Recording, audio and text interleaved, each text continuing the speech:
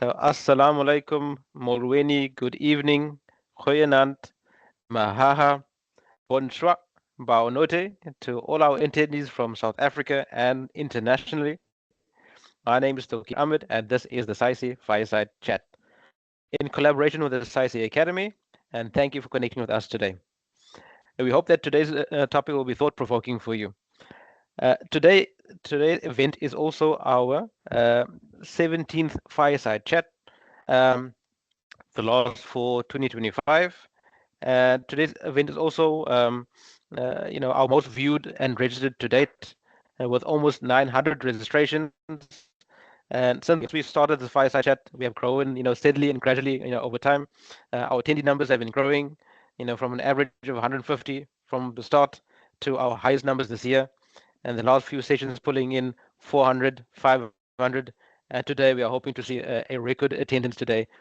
And I can only thank you, our audience, our loyal participants, our diehard fans and diehard supporters for your consistent and dedicated support of the Fireside Chat. My imaginary hat off to you, and just to thank you, audience. Thank you very much. Uh, we encourage you to also visit our YouTube channel, the SAICE TV, for all our previous Fireside Chats. We will share the link in the comment shortly. And yeah, so if you are watching this on YouTube, please do like and subscribe and hit the bell icon so that you will get the notifications for all new videos as and when they do get uploaded. And if so, also what we're also doing is that we are also loading these videos on SAICE on demand training for CBD points. That's mainly for yourself or your colleagues if you have missed this live event. So if you are watching this on YouTube and you need CBD points, you can go to SAICE on demand under the SAICE website. And yeah, then you can get points, obviously for a small nominal fee. And then if you are watching this on SAICE on demand, good luck and all the best with your assessment and your test at the end of the video, and may you pass with flying colors. For those who are new to this platform and this event, and we are getting large numbers in every month, these talks and discussions are aimed at stimulating debate and discussion on civil engineering, innovation and smart technologies, and matters of mutual importance to civil engineers, and engagement and collaboration with wide range of organizations and other fields of engineering such as electrical engineering, mechanical engineering, project management, etc. We host this, on the second Thursday of every month, and that's from the months of February to November. And yeah, we engage, engineering professionals, academics, industry leaders, and we have a, fruitful and thought-provoking discussions. And as much as now it is focused on civil engineering, we invite everyone from all, works, all fields of work, professional students, retirees. It's open to everyone, and we encourage everyone to join our conversations. We also then encourage your active participation as an audience. So please feel free to raise your hand and ask a question during the live, event. So that after now the presentations, we'll have a Q&A section. So please do join that and do participate. Feel free to participate. You're also more than welcome to then drop your comment in the chat box as well. So that's also open to you if you want to, just give us a comment, and we'll do our best to try and get to them and address your comments and questions. Uh, we also, kindly ask if you can then rate our session. So I will then drop in a little questionnaire, where you can just rate us, tell us how have you done. Your feedback is always valuable to us. It helps us make sure that we are still pointed in the right direction. We are, on the right track, adding value to your fireside chat experience. So looking at today's topic, we obviously will be covering a presentation from SANRAL looking at their Foresight study, highly innovative. This research was commissioned by SANRAL, published in the Journal of Transport and Supply Chain Management, and it explores how Foresight scenario planning can shape the future of South Africa's road transport. It identifies, key drivers and trends such as urbanization, climate change, 4IR technologies, um, and proposes about 12 thematic solutions over quite a few key interventions, to position the sector for a challenging future and a very, progressive, changing future.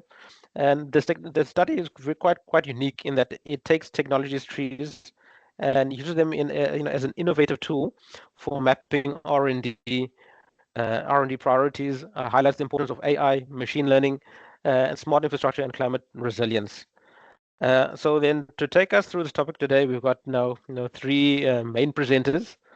So let me welcome them, Dr. Fourie, Posisiwe, and Adele, our main presenters today. So I welcome you, and if I can ask yourself, if you can come through and just introduce yourself. Um, so Dr. Fourie, if I'll start with you, then Posisiwe and Adele. So just in a minute, just put on your camera, tell us who you are, what you do, give us a bit of insight. So Dr. Fourie, over to you. Thanks for that, and thanks for inviting us. I'm Elna Fourie, responsible for the research and development program. And now I can't put on my camera. I've got a cat that's joined me No in worries. this session that's sitting on my keyboard. So yes, I'm from the research and innovation program, and specifically this Foresight study was done by a team appointed through the research panel that we are going to reappoint next year. The tender will go out soon, so anyone in the audience that are interested in participating must please have a look on our website for the advert, and then the process to apply to be on the panel. Thanks. No, thank you, Dr. Fourie. Posisiwe, if you can introduce yourself. Good afternoon. Thanks, Turkey. My name is Busisiwe Marore. I am a researcher within the CSIR, Council for Scientific and Industrial Research. As Dr. Fourie has already mentioned, I did I got the opportunity to collaborate with SANRAL on the Foresight research. This has been my first year. It's been exciting, and looking forward to sharing some of the findings with you. So yeah, looking forward to the conversations that will come forth. Thank you. No, thank you, Posisiwe. Adele, over to you.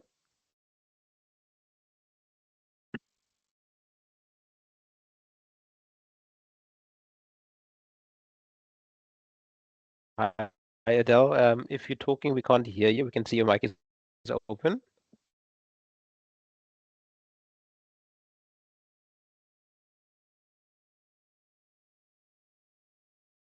Don't know if you are using headsets. It might be uh, interfering with the sound.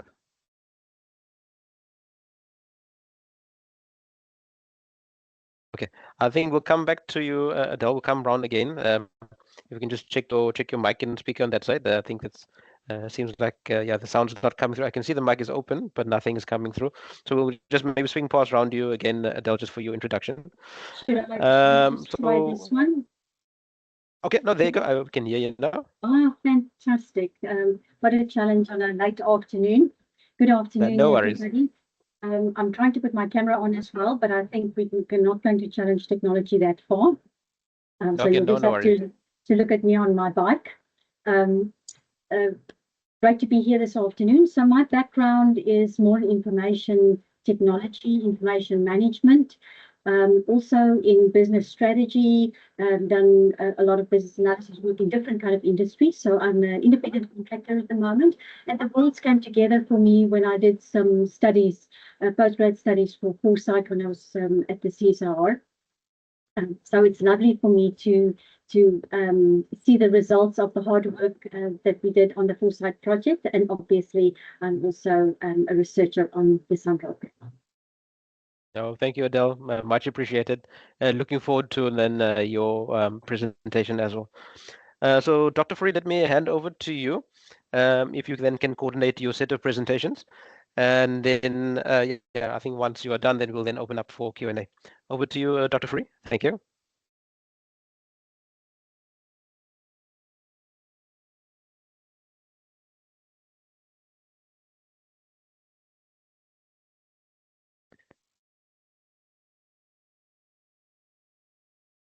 Your mic is just on mute. Okay, sorry about that. So There you go.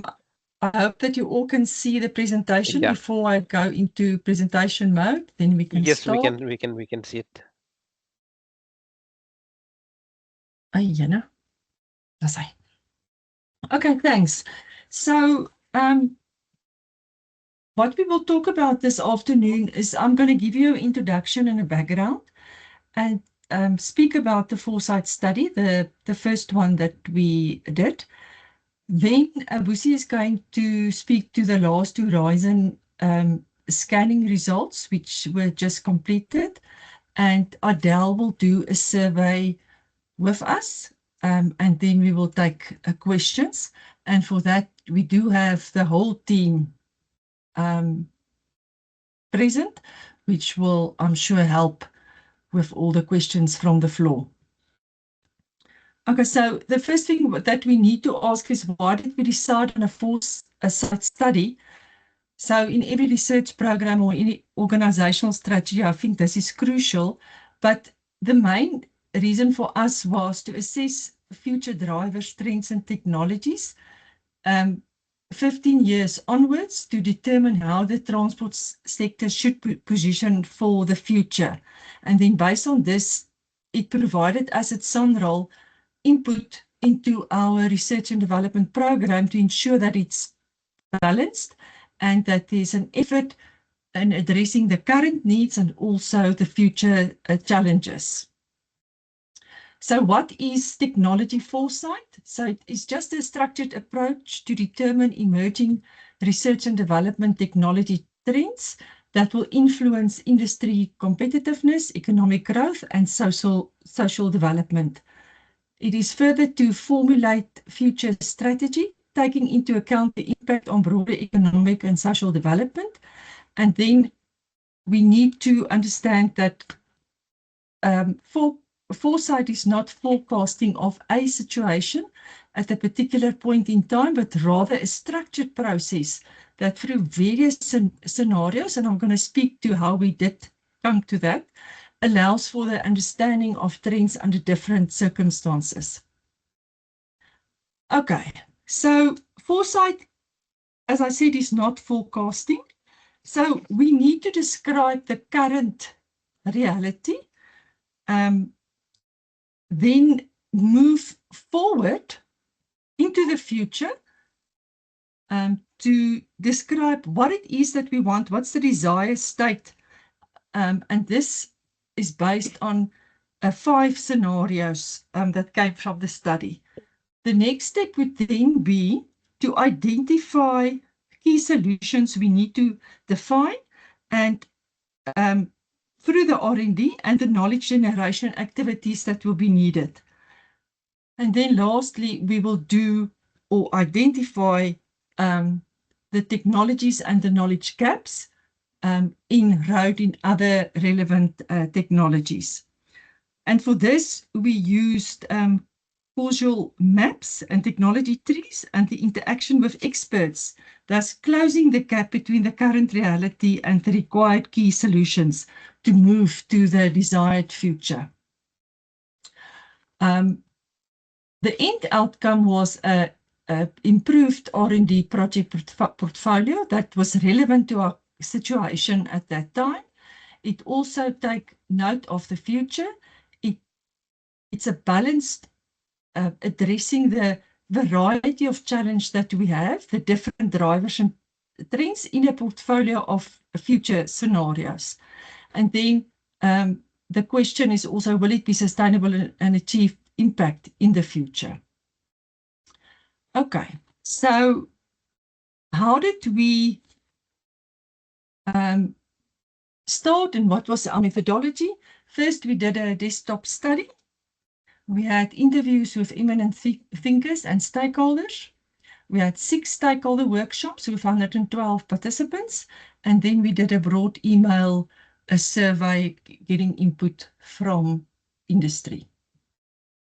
So on the project flow, with our information and data, we identified mega drivers. There were 16, Then we looked at the sector drivers, which was 26, 53 trends, 88 technologies, 25 challenges, and 46 opportunities. We've rated the drivers, the trends and technology challenges and opportunities. We've developed causal loop analysis diagrams. We looked at 5 scenarios, including the ideal future. We then, with the identification of a primary list of R&D focus areas, which were 43, and then preliminary technology trees, which were 17. And I will show you, what we mean by technology tree. Then the analysis of the SANRAL Research Priority Workshop data combined with the Foresight data. And from that, we identified 412 needs. So the definition also of the 12 key solutions, we did a definition of and rating of 61 key interventions using the scenarios. We did then the final technology trees, which were 18. What we also did is to review it against our Horizon 2030 document, which is our SANRAL strategy. And from that, we did recommendations on the potential technology focus areas. So that was the whole long process that we've went through. Then just to talk about the mega drivers that were identified. So a mega driver is defined as a global driver that are powerful, transformative, macroeconomic and geostrategic forces that are shaping our world and our collective futures in a profound way. They are structural shifts that are longer term in nature than trends and have irreversible impact and consequences for the world around us. Examples include then climate change, urbanization, and globalization. So if we look then, this was the mega drivers that were identified from our study, starting with skills, energy crisis, urbanization, resource scarcity, sustainable development, greenhouse gas emissions, political landscape, the fourth industrial revolution, poverty, hunger and inequality, the cyclic economy, conflict, demand for a social infrastructure, globalization, the youth, that was a big worry for us as well, the disillusionment with what's happening, the lack of job opportunities, the demographic shifts, and then all the infectious diseases. And when we did the scanning and the voting, the top 5 was then the skills, energy crisis, urbanization, and resource scarcity with sustainable development. Going on, we looked at the trends. A trend, just to share the general definition also with you, is a general direction in which something is developing or changing as a direct influence of a mega driver or a sector level driver.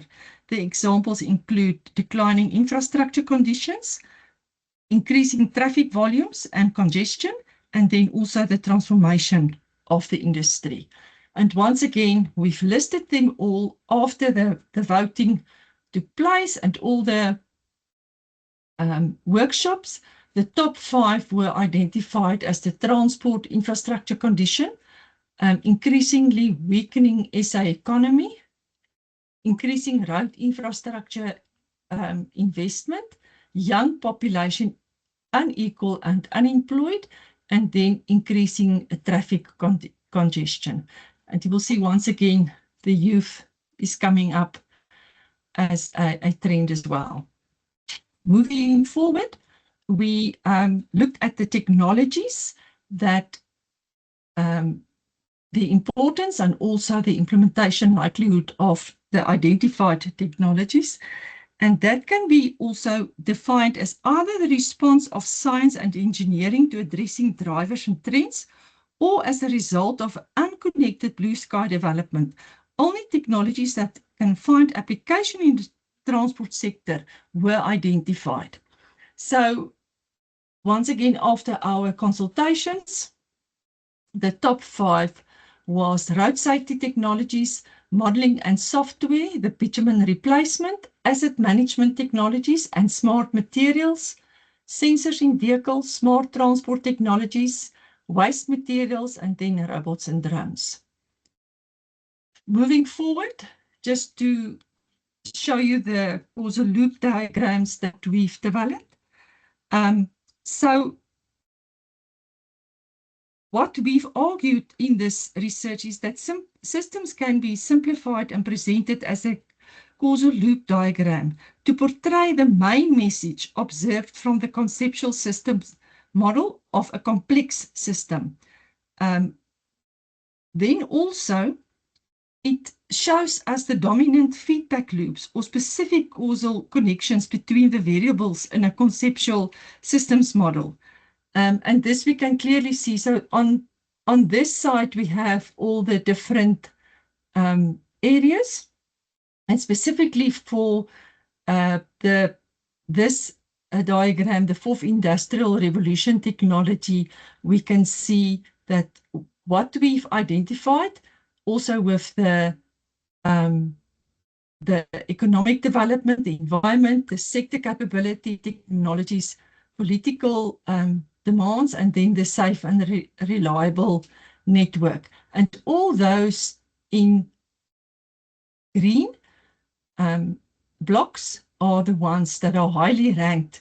In other words, the localization of technologies, the fourth industrial revolution and the impact that it may have on smart roads, smart transport and mobility, and also the challenges of implementing new technologies, I think, which is it's going to be a prominent focus going forward, is how do we implement all these rapid developed technologies within the road transport sector. Okay, so the 5 scenarios that we looked at, and before I get there, just to share with you, according to BIRD, what is scenario planning? So scenario planning tools can be used to anticipate looming discontinuities that may impact a sector severely and can have a significant influence on a company or sector performance. There are a number of ways to conduct scenario planning. The key uncertainties can be viewed as a positive when they provide a positive outcome or as a negative. So you may have combinations of a positive positive, a negative negative, a positive negative, and a negative positive. So we identified the parking lot, the free flow, the gridlock, and the one-way street. And typically, there in the middle is where South Africa, we want to go there, where we are out of the parking lot, out of the gridlock, and there's a free flow going forward, implementing what we are planning to do. Okay, so what is the desired future scenario? There's a long list. I think there are 50 of them, but we want economic growth, 3% at least, ahead of a population growth of 1.7%. Fiscus, well-funded, the GFCF of 20% of the GDP, decreasing of the Gini coefficient, economy moves from commodity-based towards industrial, increasing of exports, inflation remains between 3 and 6, and there we just yesterday the minister announced that the target is now 3%. Rand stable, job creation. We need to get unemployment below 20%.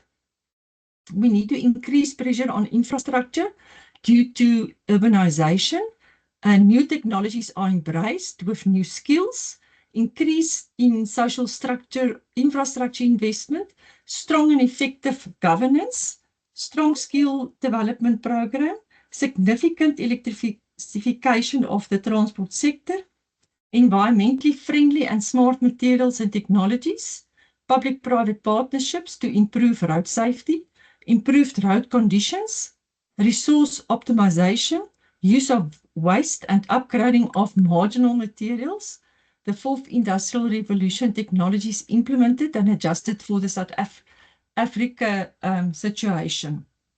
Then the That was now the desired future scenario. So what is the 30 futuristic key interventions that were identified? So AI, machine learning, AI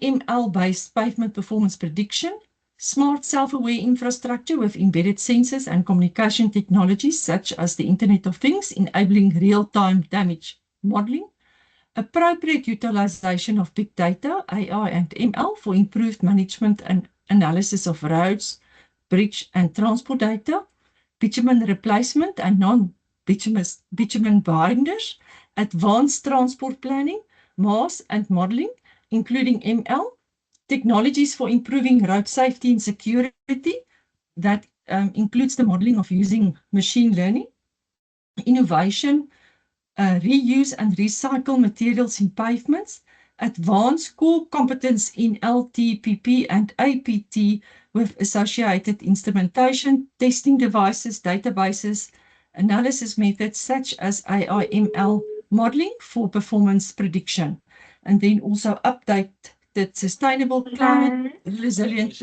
drainage, haulage design, management methods for roads and bridges.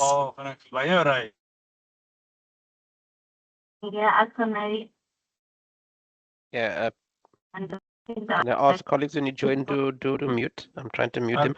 Apologies, Doctor, you may continue. Okay, thanks. So continuing, CPD-vergadering ook so online.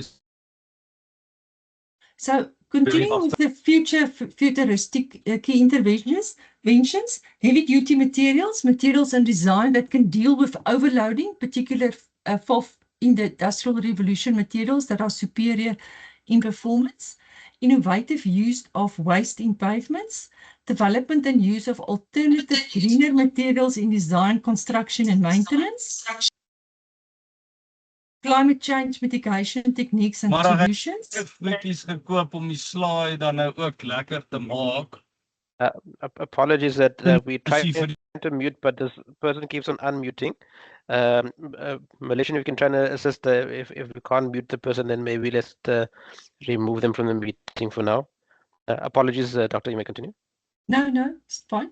Climate change impact and adaptation of transport infrastructure, modeling and risk assessment, flood estimation, building information modeling systems for transport infrastructure, modeling and optimizing projects by planning, designing, building and operating BIM models, advanced methods and techniques for rainfall and flood estimation, risk analysis and mitigation responses, innovation stabilization methods for improved performance of granular and marginal materials, performance-based materials testing, design and quality management, water-efficient construction related to dry compaction methods, lower water use materials and compaction methods, including the water quality, the sustainable, cost-effective, climate-resilient design, construction, rehabilitation and maintenance methods developed and implemented as a standard practice, enabling asset management system, including climate resilience through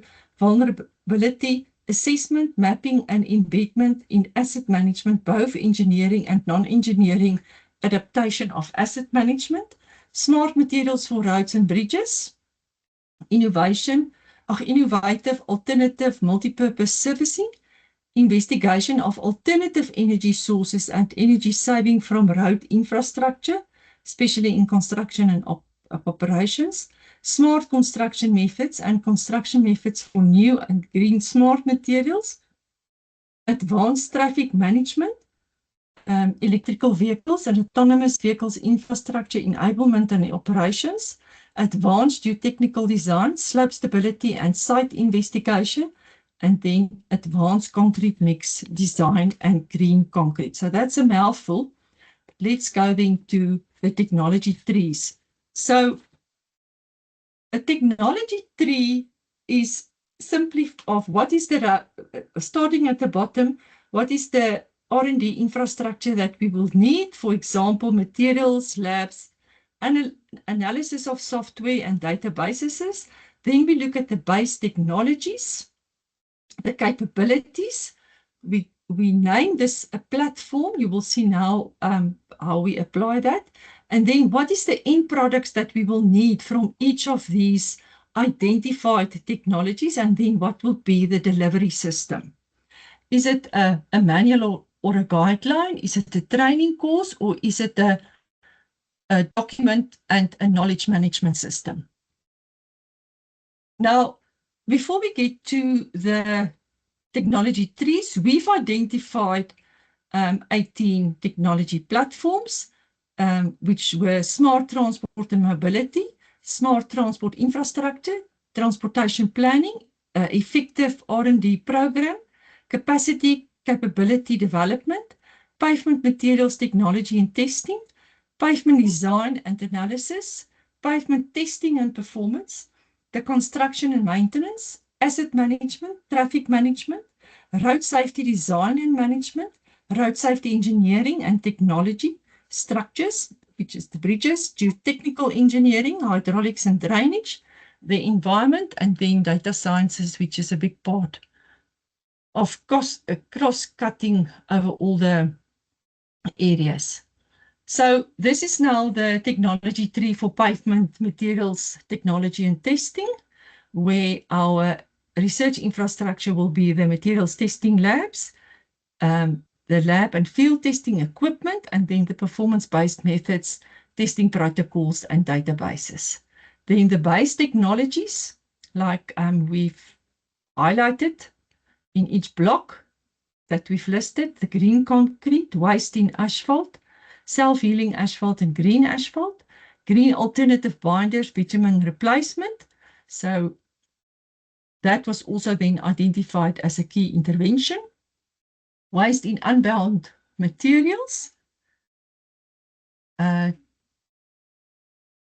geosynthetic reinforcement selection and design, fly ash materials and nanomaterials, recycled materials, heavy-duty materials, and innovative road surfacing. Going up, and you will see there all the ones that I've mentioned was identified as key interventions. Going up to the end product, we need fit-for-purpose binders, fit-for-purpose stabilized materials, fit-for-purpose use of recycled materials, fit-for-purpose concrete and block pavements, fit-for-purpose unbound materials, fit-for-purpose asphalt mixes, geotextiles, fit-for-purpose seals, healing technologies, and cost-effective roads. How are we going to deliver this? By improved specifications, norms, and standards for all materials used in pavement and construction through our COTO manuals, our TRHs and our TMHs, and then SARTs, and then, of course, education and training course modules that where we share the technology and transfer the knowledge. This is just for road safety engineering technology. I'm not going to go through that one. You will see quite a big key intervention is the main focus is on information systems and real-time information system.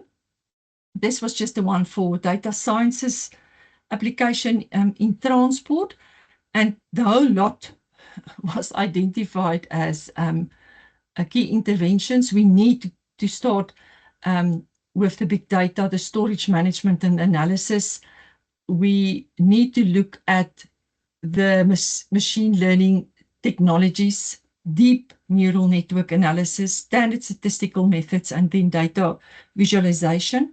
And the outcome of all of that work up to the SARTs, updating of new relevant designs for the TRH and TMH guidelines, specifications in the COTO manual, software user interfaces, and then also training programs. That was the delivery systems. Okay, so the result from the last horizon scanning exercise, I'm going to hand over now to Busi. Busi, so I will forward the slides for you. Are you okay or do you want to share from your side? I'll share from my side. Thank you. Okay, let me then stop sharing.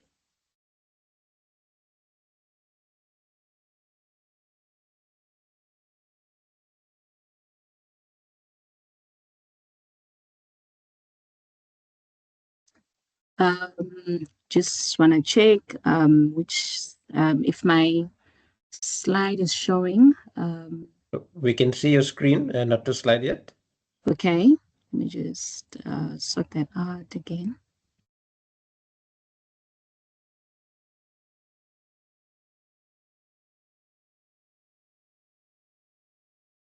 Okay. Is my slide now visible? Yes, we can see it. Thank you. All right, thank you.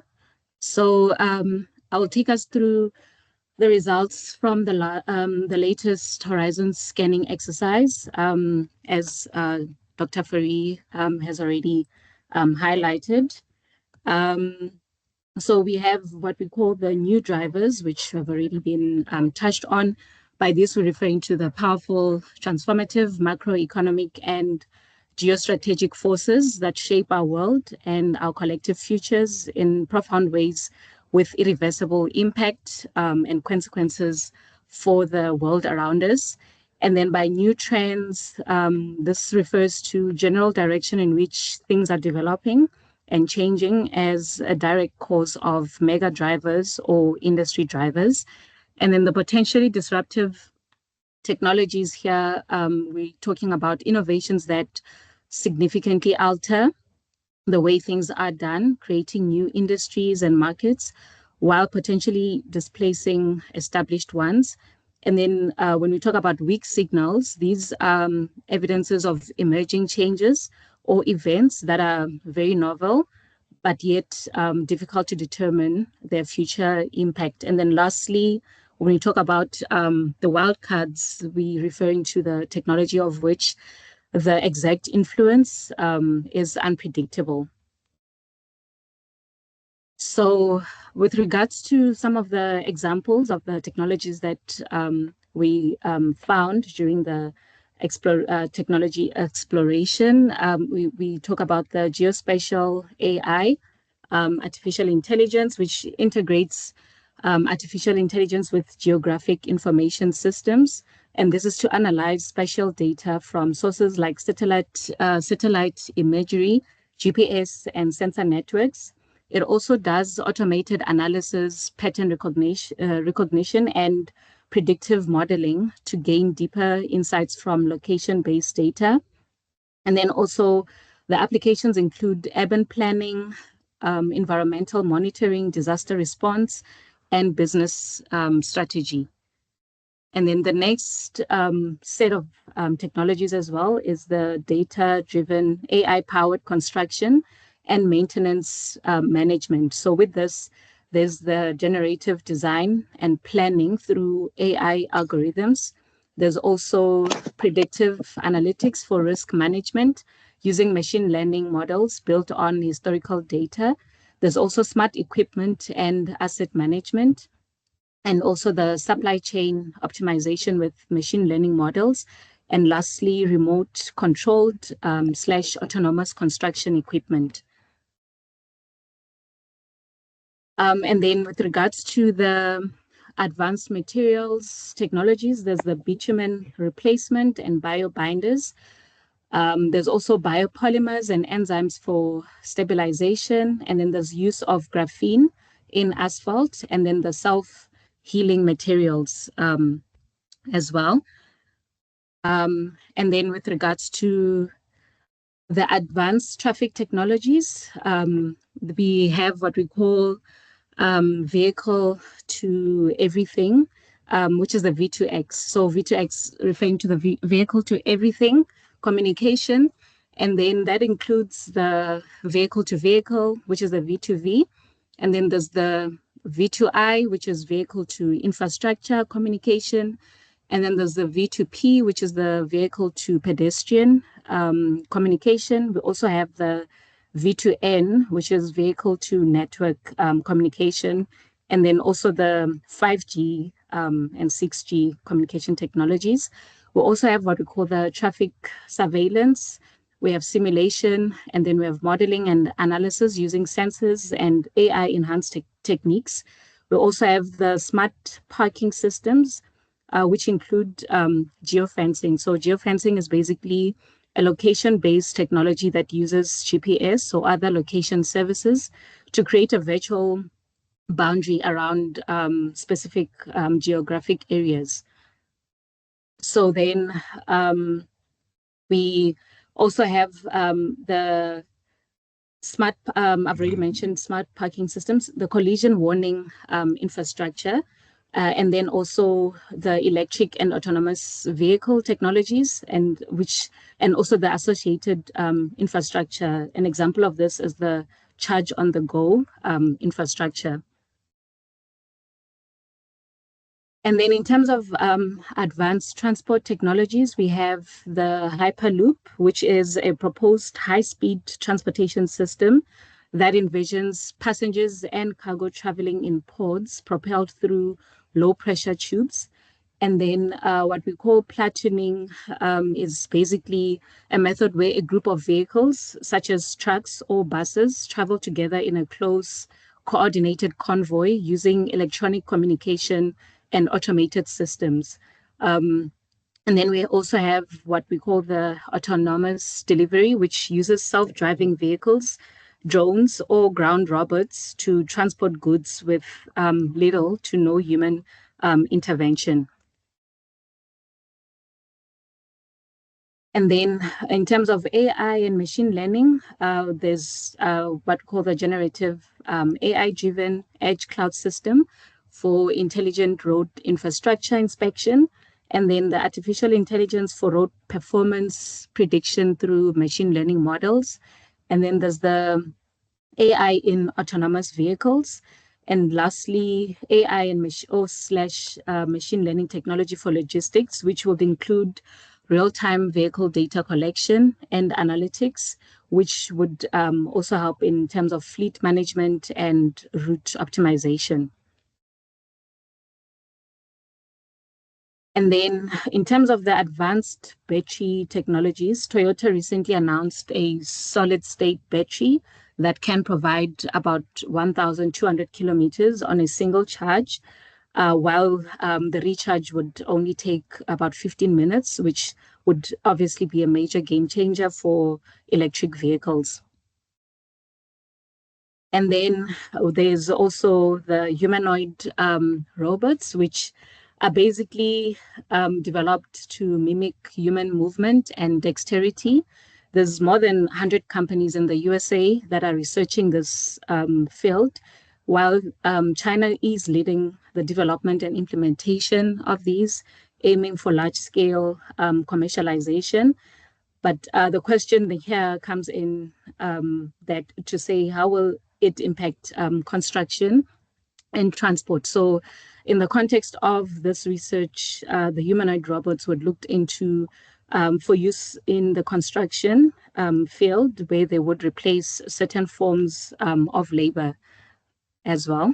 And in conclusion, we can wrap up to say that the AI and machine learning, the robotics, automation, sensor-rich environment, self-driving vehicles, and data-driven technology are definitely with us, and we need to embrace and optimize their use. So also what Foresight will continue doing is to scan the horizon to assist in positioning the transport sector and SANRAL in the near future. And with that, I would like to then introduce Adele again, who will come in to facilitate the survey, which would also be copied into the link. So over to you, Adele. Thanks. Thank you very much, Siwe.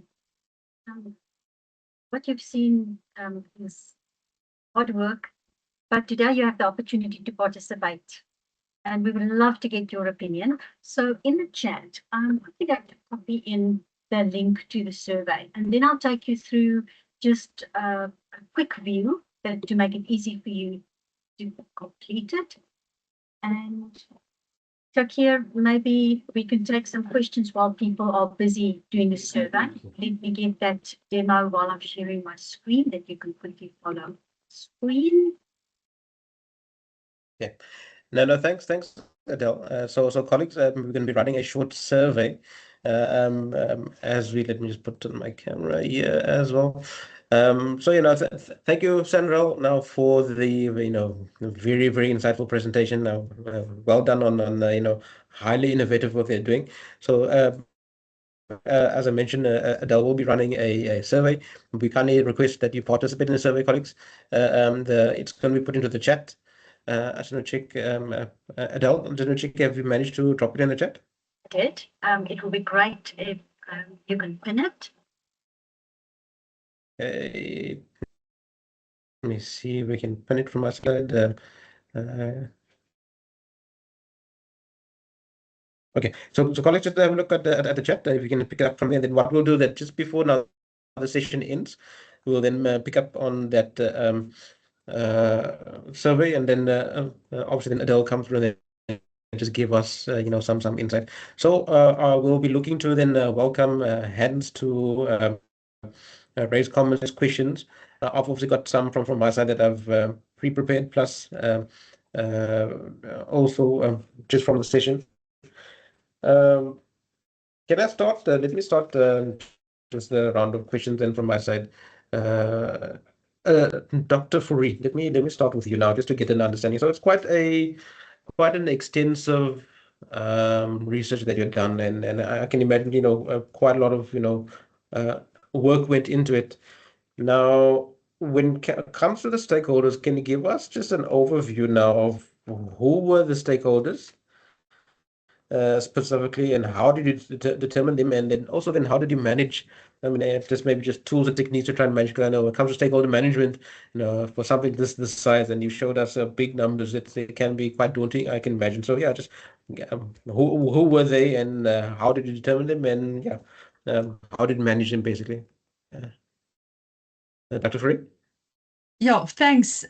So what we've done, of course, all our stakeholders, municipalities, provincial departments, Okay. and then the national departments. So we collected all the names. We had a basic Excel spreadsheet with names, and over the years you work with certain colleagues, that they will be interested in responsive. Then we looked at, we got names from you guys, Sabita, the SATC, also from SAF. So all those names were sent an email and invited to these workshops and to participate in our questionnaire. So that's basically how we did it through the team. We collected, all the names, and then basic stuff that we did to invite everyone to participate. And then I'm sure obviously from there you identified, whoever was more important that you needed to do further follow-up on, so some sort of ranking with the different stakeholders. Yes. So you will see now when we go through the exercise how we did it. We are going to follow exactly the same.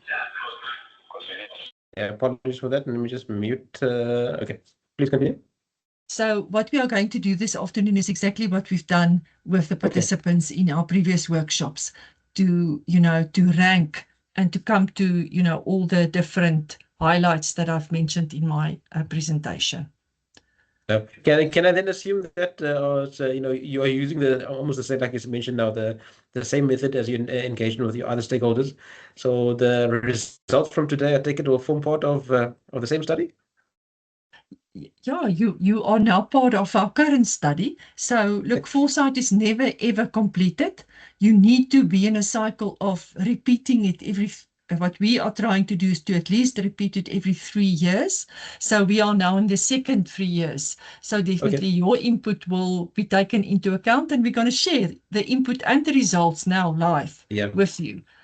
No, thanks. So attendees online, colleagues online, we are now participating live in a live survey. So yeah, and whatever input you get now, it's going to form part of the study that will then also get published. So yeah, it's happening live. So do participate. We are making history as we go along. Please put up your hands, colleagues. I'm looking forward to the comments just to see if there's any questions there. Can I then just check in, Dr. Fourie, now, when it comes to the likes of systems thinking, And did any of that play a factor in now how you set up the whole research? I'm sure there must have been some kind Yes. of factors that drove what you're looking for specifically. Yes, so if you go back to that, one of my first slides was to describe how we use it, the systems approach to determine where are we going and what we want to do. But I'm going to give also Chris Rust and Benoit Verhoeven, colleagues, if you can join me in explaining how we did this and, what was the finer detail of deciding the methodology. Yeah. Thanks. Yeah. No, thanks, Dr. Fourie. Chris, if you can come to the maybe just also introduce yourself. I know you're the man behind the scene. Just introduce yourself and just give us an overview of how the whole thing was set up. Thanks, Turkir. I'm Chris Rust. I'm one of the researchers on the SANRAL research panel, and I was leading the Foresight study. Obviously, when you're doing something like Foresight, it's a very tricky process, right? There are so many variables that you have to look at, and these variables change over time as well. So it becomes quite complex. So one of the things from a systems point of view that we try to do is to say, let us use these causal loop diagrams, which is really a systems diagram, to have a look at which of these elements will influence which ones, right? So that we can develop an understanding of where are the key elements that actually is going to shape the future. So yes, systems thinking was very much a big part of what we were doing. Even if you look at a technology tree, then it's a sort of a hierarchical system that builds up from more simple elements to more complex elements.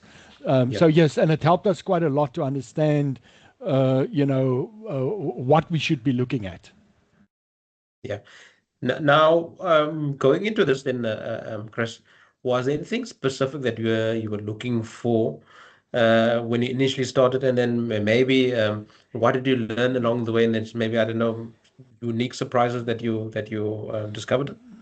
Well, we started the survey more than 3 years ago. Oh, not the survey, the project was started more than 3 years ago. So 3 years ago, artificial intelligence and machine learning wasn't on everybody's lips as they are now, right? And really, right in the beginning, we suddenly saw that this is a big new wave coming, right? And we started talking about it about 2-3 years ago already. And certainly we all know now today that with the advent of things like ChatGPT and all the other large language models, artificial intelligence is really beginning to play a major role. We believe that in the research we're doing going forward, we're going to have to increasingly look at that and how we can utilize that to maximize the impact of what we are doing. Yeah. No, I must say no. Especially with all the generative AI and ChatGPT, I'm sure that gave you obviously access to much more wider database and some unique insights. Okay, so colleagues, I see there was a hand up. Let's maybe go to the hand, and let's make this a dynamic conversation. So please feel free to participate. There was a hand from Gordon Lane. If you want to come through, Gordon, let me take your hand, and I'll just jot over or go over to the comments. Gordon, please come through. Hi, everybody. Gordon Lang speaking. One of the things that strikes me is in the key interventions, there's no mention of how we reduce the need to travel, and also the improvement of road safety where we avoid incidents. So it's the whole behavior change aspect and how technology can assist that. So we're looking at technology, and this is going to sound critical, but technology for technology's sake, rather than also incorporating how technology can improve behavior and behavior change. For instance, travel demand management is not, doesn't sit in the key interventions, but that's a critical aspect of a sustainable transport system. So really speaking to the avoid and shift aspects of the easy approach, which is recognized as having to underpin all of our transport planning going forward. Yeah. Thanks. And sorry, the easy is the enable, avoid, shift, improve approach. Enable being capacitating organizations to recognize the need to change. No. Avoid is avoiding the need to travel. Yeah. Shifting is changing the mode of travel to a more Yeah. environmentally friendly mode. And then improve is the technology side of it. And one of the reasons I say this, sorry, I'm going to raise this. One of the reasons I say this is that the major conversation is around the greening of transport, which is a technology improvement, but that doesn't address the avoid and shift side of it. Thanks. Yeah. No, thanks. Good. Look, obviously something quite key and critical to consider. We want to reduce, fuel usage and be more effective. So, to the SANRAL team, I don't know, would anyone want to then give feedback on the comment and question raised?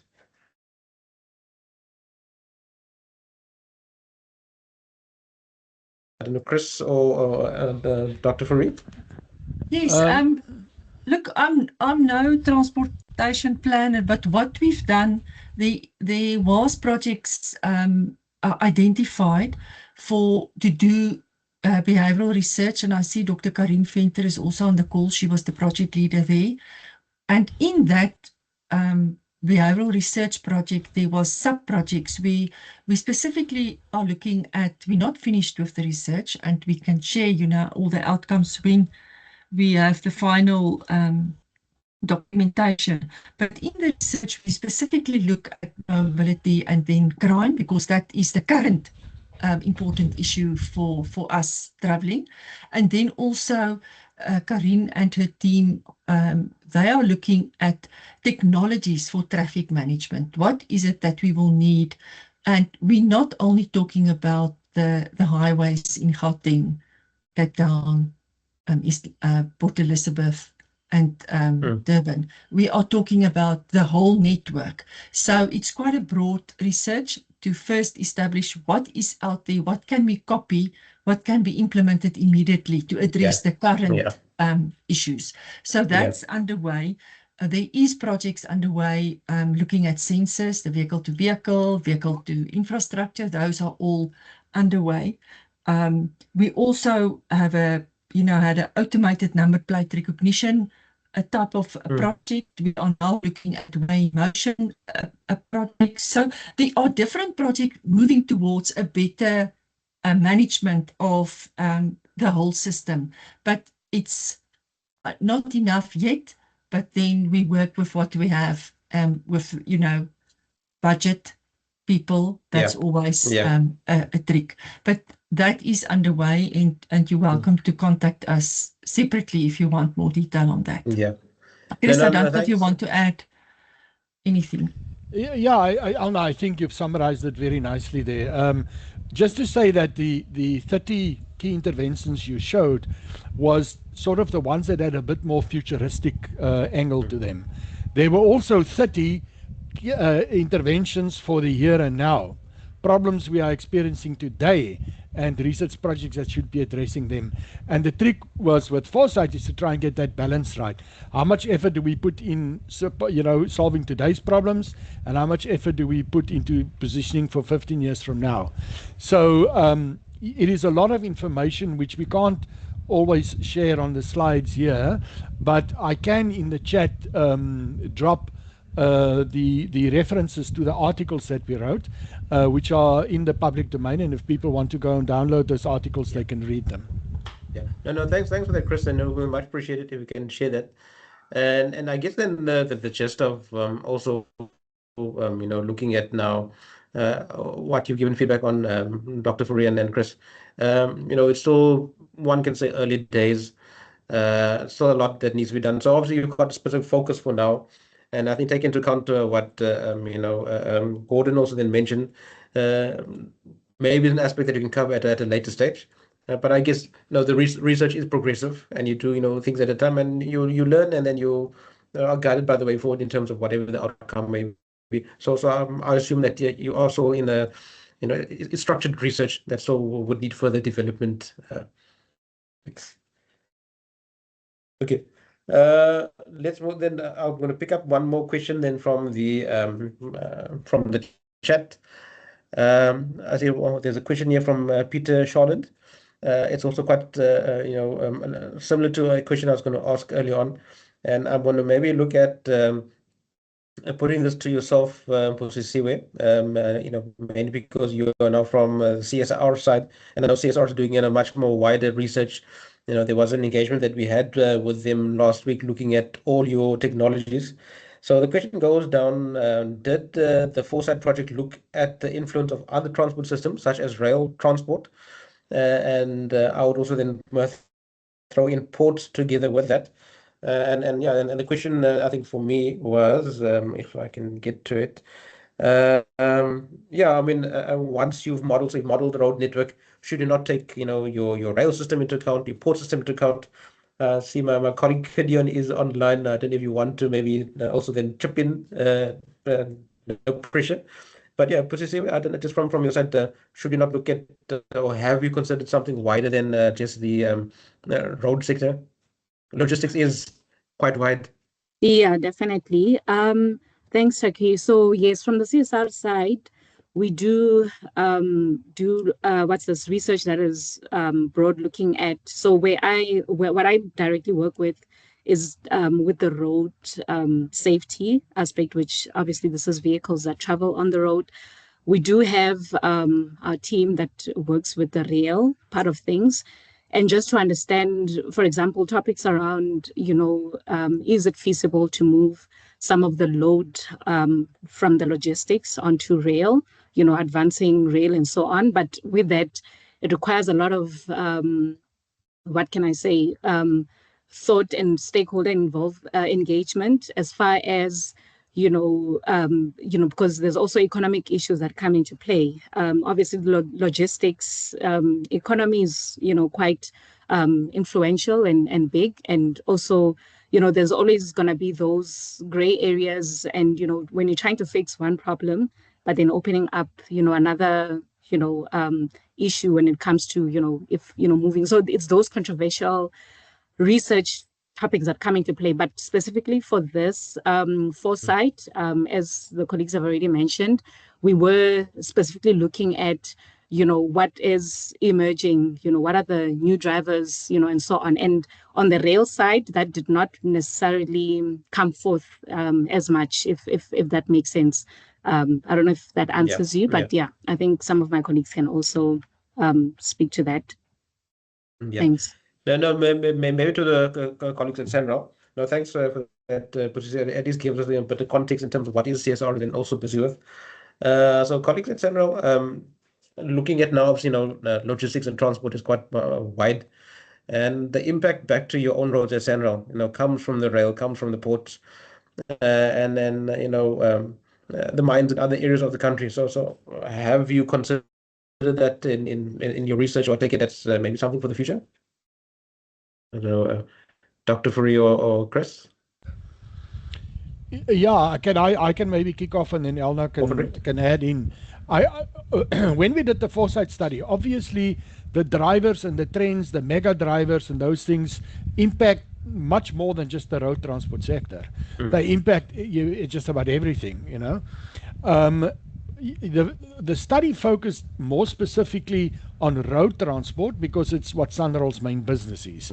But on the periphery, of course, there is air transport, maritime transport, and rail transport, and they would influence the network as a system. So we did take that into consideration, but the major focus, that's why when you look at the key interventions, they are focused on road transport. So that's safety, transportation management and planning, infrastructure and so on, bridges and roads, because that's where SANRAL's business lies. So as I said, the main focus was there, but yes, of course, there was influence from the other spheres as well.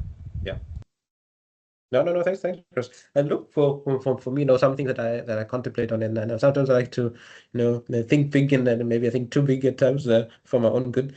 What would be quite ideal in the future is that once you've got now the system up and running now for the roads, and you can effectively, monitor traffic and the movement of traffic, specifically cargo, synchronize that back now with the ports and shipping movements, and the way, cargo is handled in the ports, tied back down to now your rail system and the way the rail system works. You can even throw in pipelines into that, and then, conveyor belts. And you come up with a unique solution now in effectively transporting goods, in and out of the country. and also come up with a unique solution for your customers as well. And that you also try and centralize all your, regulation, licensing, customs requirements in one platform that, yeah, just seamlessly, moves things, very easy in and out. So no, it's quite, ambitious, type of, concept and plan. But I mean, if you look at the way your technology is moving, for me, I feel it's very feasible and possible in the future. Just your thoughts on that, Chris? I don't know. Uh, is my head too high up in the clouds? No, I need to I come back mean, down to reality, maybe. what you said is a mouthful, but Yeah. what I can maybe add to that is that the transport system is a system in its own, right? And it's complex. There's a lot of variables. There's a lot of players. Yeah. There's a lot of interaction between these variables and players. So therefore, obviously, we have to understand the transport system as a system with all its elements and how they interact with each other. And then on top of that, you can now put layers of things. You can now put a layer of what are the drivers, what are the technological interventions that are coming, what is the politics, how does that influence the whole system, and all of these things in the end are so complex that the only way to really try and develop an understanding of what's going on is to do a foresight study like we've been trying to do. And using the tools that we use, the causal loop diagrams, things like, the technology trees and so forth, to try and understand how these things hang together is what we did with the foresight study. But as Alna said, it's an ongoing process and things change quite rapidly. So one needs to have that horizon scanning, and this is what Buzi was talking about, is this horizon scanning activity where we every now and again have a look at what's the new wave that's coming and how will that influence us. Yeah. Then you adapt to the new wave that comes through. No, definitely things just to keep. Look, it is quite complex and a lot of different factors to take into account. But yeah, I think putting something like that together could have, big benefit for a country. I'm going to then move on to this. I see the two questions in the Q&A. Okay, maybe before I move to that, let me take your hand, Sipo, if you can come through. Let me take your hand and then I'll come to the Q&A. Please come through, Sipo. Thank you so much. Good evening. I am Siposet Mklenge. I'm from the Eastern Cape, Cooperative Governance and Traditional Affairs Department. I would just like to chip in where maybe some considerations have to be taken into account. The previous speaker did mention the political side of it and the political will. I was also thinking that, but also I think it would be important to consider also the materials that would be used with this technology that would be developed, because we would not want, because I've seen with many with water systems and everything, where a whole system is brought in from a foreign country to work with our systems and try to help us in a certain way. However, when it comes to replacement parts and things like that, as a resource-rich country and continent, it would be nice to develop systems where if there's one breakdown in the system, we wouldn't have to wait weeks to have the replacement materials brought in from a foreign country that doesn't even have those resources to build that material in the first place. So it would be nice for us to come to a point where when we do adopt systems from other countries, we incorporate our own knowledge and our own systems that would be able to be brought together with that system in order to minimize us having to rely too much on that system coming in its entirety from another country. Thank you. No, thanks, Josip. No, that's a very, very critical question. So I see there's let me just come to my other screen here. But no, very critical. What I'd like to think before calling the presenters as well, we've got lots of skill and talent in the country. We've got the likes of I know of for Engineering 4.0 at University of Pretoria, where they're developing smart technologies on our own. I've got to meet some of the professors there. Very unique to see what our universities are doing. Not only that, I got to see now. Even look at that, I think I'll go a bit more further back. I was now at the last Science Expo, ESCOM Science Expo that was held a few weeks back. We had our school kids coming together and showcasing technologies.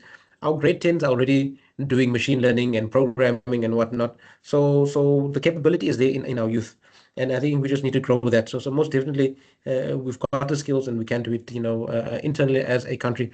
Posisiwe, your hand is up. I was going to come to you as well. Share your views and comments as well.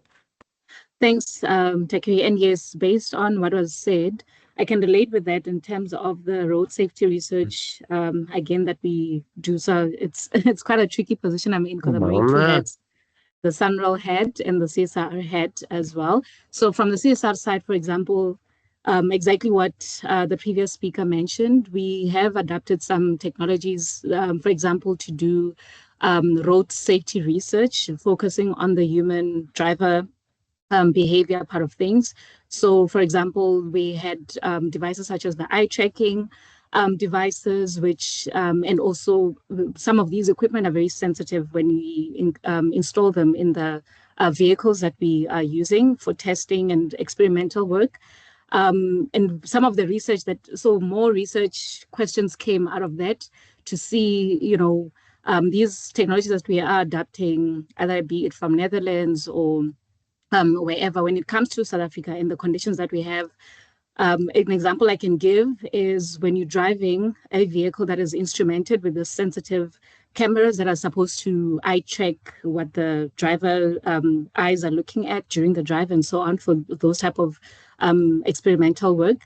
You would notice that if you are driving on a gravel road, for instance, there's issues of stability, with that. So it has taught us quite a lot to, alluding exactly to what the previous speaker said, to say that there's all these great technologies that we can adapt and sort of take from abroad, but we need to bring it back to the South African context. We need to look at our road environment conditions. I also saw in the comments, someone highlighted, for example, most of these vehicles, autonomous vehicles, they require they work in environments where the road environment, where the road signage, for example, is reflective enough. Yes, the lane markings are visible and so on, for it to be able to read that.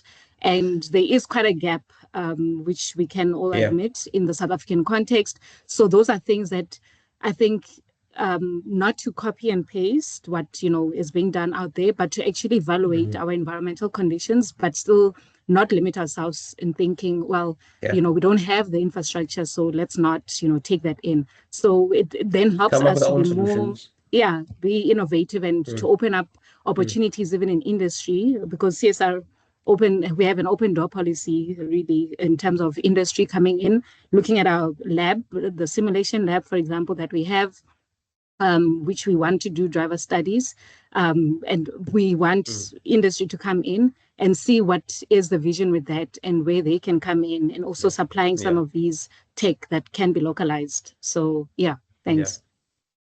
No, thanks, Posisiwe. Sipho, I don't know if that covers you, or if you got any follow-up on that. Yes, I think it does cover me. Thank you very much for that. And yes, it does. Thank you. No, thanks, Sipho. So I see there's some two questions that have been put onto the Q&A. So I'm going to tie the two into one, and it kind of also then leads on to this current flow of discussion. So it's a question from both Imran Jacobs and then Mark Porgette. So first question goes down. It says, while these all seem very exciting, what kind of support have you received from government? Recently, there has been a high focus on unemployment, and this could, again, let me just open up here more. This could, this could be seen as taking even more jobs away from prospective youth. Has there been any backlash, for lack of a better word, on this? So obviously, as you would know, there's the fear of new technology taking, taking jobs and taking, what you call it, opportunities away from youth and anyone specifically. And I see then there's the second question then from Mark Borgetta says here, how is the tertiary institution adapting to this change in the future? So obviously now things are changing very fast. It's quite similar, no, not similar, but we've got now, for example, like the book Who Moved My Cheese? The situation is changing. Are we adapting fast enough? And I 100% from a tertiary level, are we getting ready? You see some of this coming through in some of the schools. They're introducing coding and robotics at school level, and for me, it's in preparation for this new changing world. So yeah, I don't know, maybe Busisiwe, I'll come to you, then I'll just come to both Dr. Fourie and Chris for their comment as well. So yeah, just your view and comment, the fear of jobs being taken away, and then how are we upskilling our workforce or just the community in adapting to this change? So yeah, it's quite a loaded question, and yes, I especially the humanoid slide that I presented that speaks about these robotics taking over some of the hard labor tasks and so on. But I think my response to that would be, the thing about it is the world is moving in a certain direction, and whether or not we want to hold back, it's unfortunately going to be upon us. And the best I think platforms like this help us to best prepare, not to prepare ourselves and to actually know how do we position ourselves in that sense. Because even if we do say, okay, we want to reject these and so on, I mean, from a research point of view, we can show the numbers are what matters. So I can give an example with, for example, the autonomous vehicles, like the self-driving vehicle. Already in South Africa, we have about more than 90% of our crashes being caused by human behavior. So from a scientific point of view, it is great to have vehicles that would drive themselves, because then there's no human involvement as far as causing accidents, lawlessness or reckless driving on the road. I can give an example which is positive on that side, but as far as obviously now looking at the construction side of things and so on, I think maybe that is also can be a question that's open to industry, especially our colleagues in the construction industry, to say, would how far would these robots really bridge the gap as far as human error is concerned? I think it's a broader question to ask in terms of that. To say, could it actually enhance or rather advance how things are done speedily and so on? And that's just my view on that. Thanks. No, thanks, Busisiwe. Then let me go on to Dr. Fourie. So just your views on it. So one, the risk of jobs being taken away from youth, or the fear of your job loss, and then tertiary institution needing to adapt to change. Obviously, that would have been a key feature in your study, I would assume. So just your views on that, Dr. Fourie. Yes, I don't think there's a simple answer to that, but my take on it is that that old boring saying of the only thing you can be certain of is change, and we need to embrace that. So how do we embrace that with the high unemployment, especially in our youth, even graduates that do not get jobs that they actually deserve? Because there is only so much opportunities. So from a SANRAL side, I can only speak from a SANRAL side. We do quite a lot to upskill, to provide bursaries, to provide a professional core of engineers for the future. And not only engineers, some of our bursaries also go to, the financial people. We are doing law students, and then also very little bit of HR students. Then the work that Andrew is doing in our Technical Excellence Academy, I think if all of government and all of organizations can have such a unit where we give students that come out of university the opportunity to intern on a job, also the willingness of students to intern, taking jobs away with AI and with machine learning. I think we should look at the opportunities. There's a wealth of things that we have not explored in South Africa in the application thereof.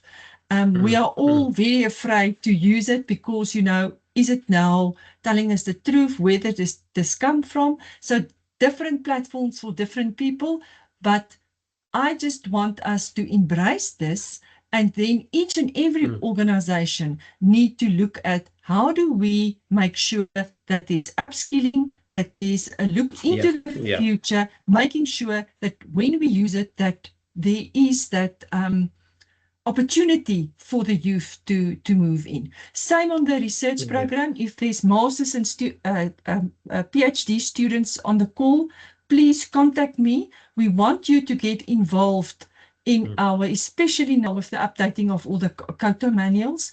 We need you on our research projects, and we want you there because we need to grow the future research group for South Africa. So that's my take on it. Thanks. No, thank you, Dr. Farid. And so there's a call out there, colleagues, for those who are, academically, inclined. Open call. Please do participate and reach out. And if you don't mind, to my presenters, we want to just drop in your details in the chat so that the audience can pick it up from there as well. So I've got 2 hands. Let me take those 2 hands. And I'm also mindful of time, so I think that they may be the last 2 hands. Then we'll go on to Adele for the feedback of her survey. So Gordon, I'll take your hand first, and then we'll go to Sipho. Gordon? You can just unmute, Gordon. Humble apologies. That was the hand from previously, so I must apologize for that. Okay. But also just want to say thank you very much for a really, also just want to say thank you very much for a very comprehensive presentation. So thank you. No, thanks, Gordon. Okay, Sipho, I don't know if that's also maybe an old end. I think my system might be glitching a bit here. Sipho? Yes, no, it's not. I was actually just encouraged to point this out, that perhaps SANRAL could gain from involving local government at the national level and at the provincial levels, because we are on the ground working with municipalities, working with the service providers, so that as we go and as we implement projects now, some of the new technologies and considerations that we have to put in place with our current projects that would help future developments are considered at this point already, so that the smaller municipalities aren't left behind, and also so that the conversations are had already in our forums and everything, so that the information trickles down, so that it's not a pie in the sky with SANRAL is working alone, but it's a conversation, that's an ongoing conversation. And also you would actually also be able to gain some insights on what's happening in certain areas and on information that you and things that you have to consider when you are making certain decisions. Thank you. Yeah. No, thank you, Sipho. No, much appreciated for that comment. I don't know if the panel wants to give feedback on that. Anyone on the panel? Yeah, I will. I think it's an excellent comment, very true. So we do, with the outcomes of the research, there is workshops, for instance, the nanotechnology. We had several workshops across the country, especially with the local authorities. We've got 7 pilot projects where we are testing now the implementation and use of these new nanotechnologies. Then also look out for our emails for future. We had wonderful workshops in road safety. We had research on roundabouts, intersections, the behavior projects that are coming up. But also, we are developing a knowledge management system where external users will have access to all the research reports. It will work like a university library. Then we also are in our research impact assessment drive. We are also working on a system that we call CEBU, where young engineers, old engineers will meet one another and they will chat about a topic. a technical topic where the one learn from the other, or there will be, a general speak on certain new things. So I think that's very exciting. It's coming. We will share that through your platform also. Thanks. No, thanks, Dr. Fourie. And no, 100%. I think we'll be looking forward to that. We want more of these insightful presentations at our fireside chat. So definitely for one in the future, we more than welcome you to come and give that presentation. So colleagues, we've got a few minutes left. If you don't mind indulging us, we might then just go just a few minutes over 16 or 1800. Apologies, I'm living in the past here. Adele, let me hand over to you if you want to just give us feedback on the survey, and then I'll close off with a closing question for my panel members, and then that will be the session. Over to you, Adele. Yes, great. Thank you to everybody that participated. We've got about 151 participants, so thank you very much. We quickly gathered all the information, and what's interesting to see, and I just wanted to say that in our Foresight study, we did mention that we definitely need to include our youth. So if you're under 50 today, you considered being youth. So thank you for the participants there on the right-hand side. You can see the distribution. But let's have a quick look to see what your opinions were.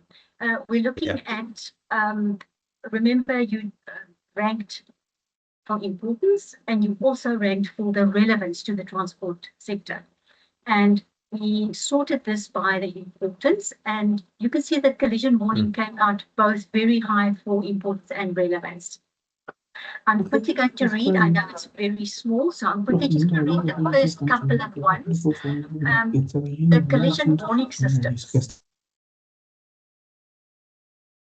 Please continue. First one, collision warning systems. Next one, structured health monitoring.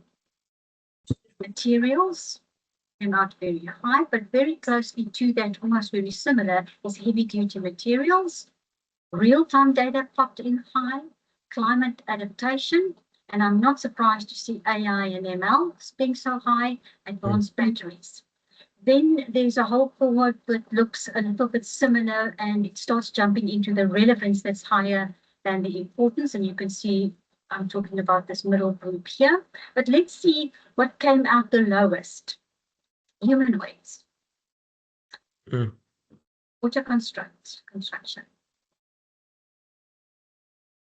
Babies, autonomous vehicles, battery swap, electrified infrastructure. So interesting distribution there. So if any of my Foresight colleagues want to quickly comment on any of the results, you're welcome. No, thanks. Colleagues on the panel, any comments on the results? Hi. So yes, I'm not surprised to see humanoids right at the bottom, given that the risk of expected.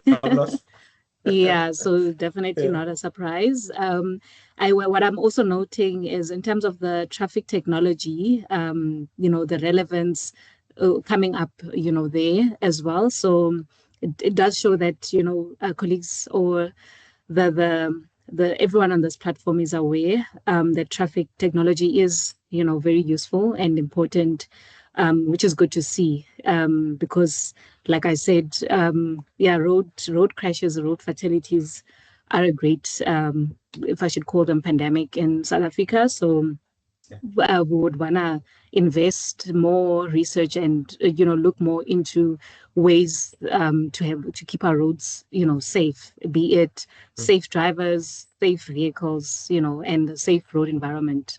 So yeah, I'm not sure if the other colleagues would like to give their inputs. Yeah. Thanks. Chris, your comments? Yeah, no, I'm also not surprised. I think the collision warning systems, for me, is surprising that it came so very high, but it just shows us the problem we have with road safety in this country. And the fact that is a really a very important thing. Yeah, I'm not surprised by the humanoid robots at the bottom. It's a longer term thing, I don't No, think for it's sure. going to Yeah. impact us Yeah. in the next 5 years, but maybe 20 years from now, it's a 20 different years, 30 story. years, yeah. Yeah. The It's other thing long-term I just impact. wanted to say is I see on Adele's slide, we've got 151 people have answered the questionnaire. We will leave the questionnaire open for a while after the session, Okay. so that if there Okay. are people who still want to add, because we have 400, over 400 in the session, that they can still actually answer the questionnaire. It's very important for us to get this information. It forms an important part of what we do in the Foresight study. And your inputs will definitely be valuable in that study for us. Yeah. No, thanks for that, Chris. And then just maybe a note for the audience, like the panel mentioned earlier on, is that these results are not just for the sake of showing, what's possible in terms of this Fireside chat. It is going to be used in the final studies. So I'm sure then, Dr. Fourie and then colleagues that you'll then make reference to the SAICE Fireside chat as a stakeholder group that was involved. So colleagues who participated, you are, making history, so to say, and being part of a study. And those who haven't answered yet, if you still want to be part of that, and then say one day that I contributed to that, then please do then participate. So colleagues, we've then come to the end of the session. Then let me then ask my panel. I'll go from top to bottom in alphabetical order. So in 30 seconds, what is the single most important message or call to action that you would like to leave the audience? So we've got engineers, specifically civil engineers, and others online. So yeah, just what is your key message that you would want to leave with us today? Adele, let me start with you. Yes, as a Foresight specialist, I think critical for me is always keep your eye on the technology. Even if it's not structured, it is part of your role, especially for South Africa, to keep your eye on the new technologies and start understanding what does it mean for us, but not just in the immediate, but on a horizon, maybe a 5, 10, or a 15-year period. Safe drivers, safe vehicles, and. Okay, apologies for that. I'm muted. Please continue. Or is that? That was it. Okay. Thank you. That was it. Okay. Look, we just had some awkward feedback. No, thanks for that, Adele. Much appreciated. Busisiwe, your comments. Yes, as I've mentioned previously, and also the rest of the speakers, to say these are things to embrace because change is definite. So to look into our different sectors and industries that we're working in, how do these technologies influence where we are, and how do we bridge those gaps, and so on. So I think that is the biggest message to put out there, and for colleagues to really consider in their different spheres of work. Thanks. No, thanks, Busisiwe. Chris. Yes, thank you. I first of all just like to say thank you very much for this opportunity. I think it was great for us as a team to interact and to get some additional information for our study. I just wanted to say that, as Buzi said, technology is coming like a wave and you cannot stop it. I remember, for those of you who are a little bit older, I remember when cell phones first came to market, people said, no, nobody's going to use this stuff. And I tell you what, 3-4 years later, just about everybody in South Africa had a cell phone. The technology comes and you cannot stop it. So we have, and this is what Elna also said, we have to position for it, and we have to be ready for it and maximize the benefit from it. If there are negative things that come with it, we have to manage those, like the whole issue of job creation. Job creation can maybe shift from road construction to something else if it becomes more autonomous, and maybe even a higher value job that we're giving people. Exactly. So I think the message is we have to be ready and we have to position ourselves. Yeah. No, perfect. No, thanks for that positive outlook, Chris. Dr. Fourie, we'll close off with you. Yeah, I just want to say from my reference point, air fryers was the same. Nobody wanted the air fryer, but the moment you buy an air fryer, it's the best thing since sliced bread. But my colleague have now said a few things, but what I would like just to, for the whole group, is that you must remember, if we need your input, and that is by participation. So if you're in a a group or in an organization or like Salga in your municipality, at your university, in your department, please mail myself. I will put your name on the list so that we can all participate, because this study becomes stronger if we all participate. And then with that, we can then also share with you, what is the research projects that's ongoing, because there's at the moment over 41 projects that we are busy with. What's happening, where are they going, and then you will also get the information, what we want to share with you. So please do, if you want to have an impact, participate. That would be my message for today. Thanks. No, thank you, Dr. Farid. I think from my side, definitely I'll take it up with you. We can engage on the side and just to bring in the port perspective and bring that into your study as well. So let's engage on the side. So colleagues, thank you then to my panel. So thank you to Dr. Farid, Siwe, Adele, and Chris for your valuable contribution and open dialogue. It was very, very insightful. I enjoyed it. I learned a lot from my side. So today's discussion, everyone, it reinforces the importance of strategic foresight, your continuous innovation, and responsible engineering. And for me, the one key thing that stood out, and I jotted out the comment, that as Dr. Farid opened up, is not forecasting. It's all about understanding trends. And again, understanding the trends that's within now the market and the way society is working and logistic flows and whatnot, and taking that now into account, and then also using that to improve what we are doing in terms of our different roles in society and the service that we give back to society. So yeah, again, so what we explored today underscores the vital importance of continuous innovation, research, and responsible engineering work. For those who want to delve deep on the topic, so we've got now the presenters have given their email addresses, and then please feel free to reach out to us on the Knowledge Trailblazer. So that's saice@saice.org.za. Drop us an email.